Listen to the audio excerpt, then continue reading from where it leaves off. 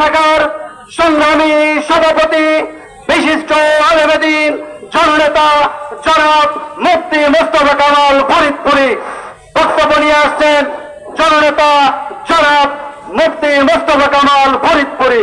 নারায়ে তাকবীর, নারায়ে তাকবীর, ইসলামী আন্দোলন বাংলাদেশ। السلام عليكم ورحمة الله وبركاته. نحمده ونشكره ونصلي على رسوله الكريم أما بعد. فأعوذ بالله من الشيطان الرجيم. بسم الله الرحمن الرحيم. واعتصموا بحبل الله جميعا ولا تفرقوا. صدق الله العظيم.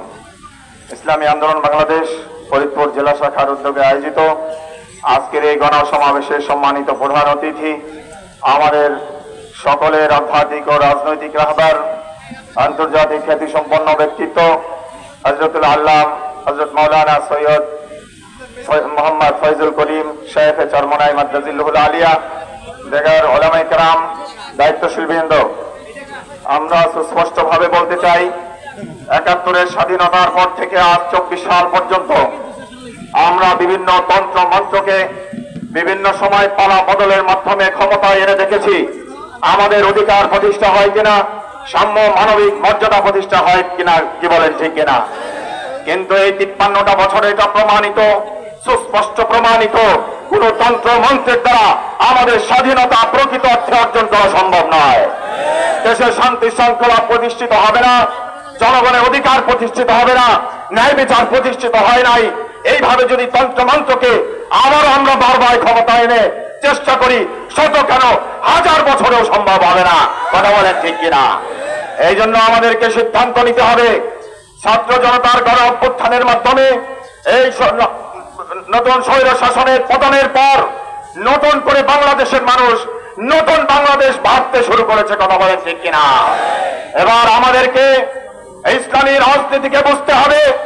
ইসলামী রাজনীতির অগ্রসৈনিক বিশ্বের চরমনার রাজনৈতিক আদর্শ, ইসলামী রাজনৈতিক আদর্শকে বুঝে আগামী বাংলাদেশকে ইসলামী হুকুমতের জন্য তৈরি করতে হবে।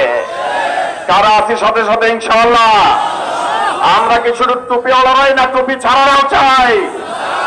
আমি ইসলামী আন্দোলন বাংলাদেশ ফরিদপুর জেলা শাখার পক্ষ থেকে ফরিদপুর আপামর জনসাধারণকে আহ্বান করব, আপনারা তো বিভিন্ন সময় বিভিন্ন জনকে ভোট দিয়েছেন, বিভিন্ন সময় নেতার পরিবর্তন ঘটিয়েছেন, কিন্তু আমরা দেখেছি তারা ক্ষমতায় আসার পরে আর আমাদেরকে চেনে না।